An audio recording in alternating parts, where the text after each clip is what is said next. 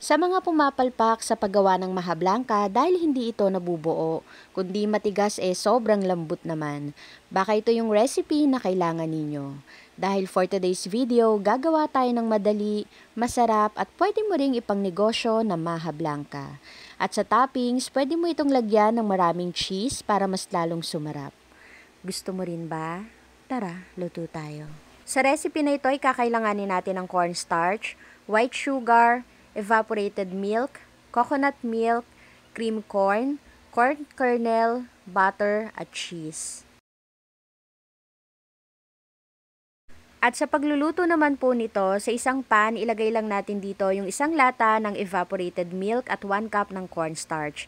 Hindi pa po pala nakabukas yung ating kalan dyan. Haluin natin ito ng mabuti hanggang sa matunaw na yung cornstarch bago natin ilagay yung 3/4 cup ng white sugar at yung coconut milk.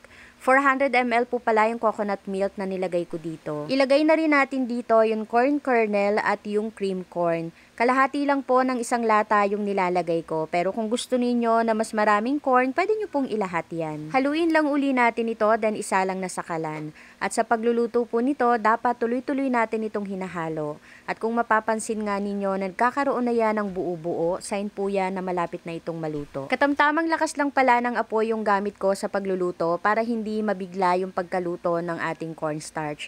Napaka-importante po kasi na maluto yung cornstarch dito sa paggawa ng maha blanca. At pag ganito na po yung consistency ng ating maha blanca, maglagay na tayo ng 1/4 ng butter. Haluin lang uli natin ito at lutuin pa ng mga 5 to 6 minutes bago natin ahunin ito sa kalan. At habang mainit pa, isali na natin dito yan sa lagayan na gusto nating paglagyan. Yung bilao po pala na ginamit ko dito ay size 12 at nilagyan ko lang po yan ng aluminum foil. At para naman po sa topping ng ating maha blanca, naglagay lang ako dito ng maraming cheese. Yung asukal po na nilagay ko dito na 3/4 cup, saktong-sakto lang po yung tamis niyan. Kung gusto ninyo ng mas matabang, pwede nyo pong bawasan niya ng konti. Pero para sa akin, sakto na yung tamis ng 3/4 cup ng white sugar na nilagay natin dito. At ganun lang kadali, meron na tayong masarap na maha blanca na pwedeng panghanda, pang negosyo, o pang personal use lang. At promise, napakasarap po nito. Gusto mo rin ba? Tara, kain tayo.